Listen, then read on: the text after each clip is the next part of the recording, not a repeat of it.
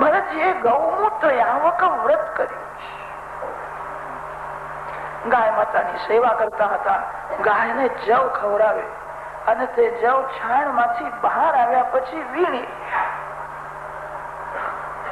તે જવની રાબ બનાવે. આખો દિવસ જપ કરે. અતિશય જયારે ભૂખ લાગે ત્યારે જવની રાબ એકવાર ખાતા. રામજી વનમાં તપ કરે છે, ભરતજી રાજમહેલમાં તપ કરે. રામજીની તપશ્ચર્યા કરતા પણ ભરતજીની તપશ્ચર્યા શ્રેષ્ઠ છે. ભરતજીનો એવો નિયમ હતો, સાયંકાળે પાદુકાજીનો ફૂલથી શૃંગાર કરે, પાદુકાજીમાં નજર રાખીને સીતારામ સીતારામ સીતારામ સીતારામ સીતારામ જપ. કોઈ કોઈ વખત ભરત રામ દર્શન થતા નથી, વ્યાકુળ થાય, કઈ કઈ ત્યાં શું કરે.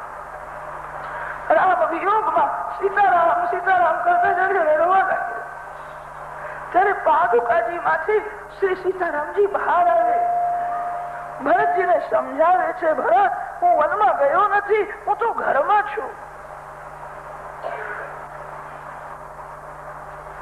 બહિરંગમાં વિયોગ છે, અંતરંગમાં સંયોગ છે.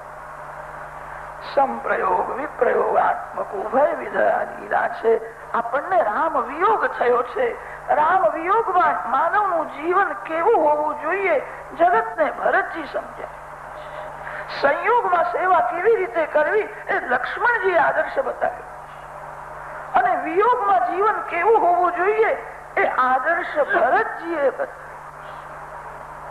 ભરત ચરિત્રનું વારંવાર મનન કરવાથી રામજીમાં પ્રેમ જાગે.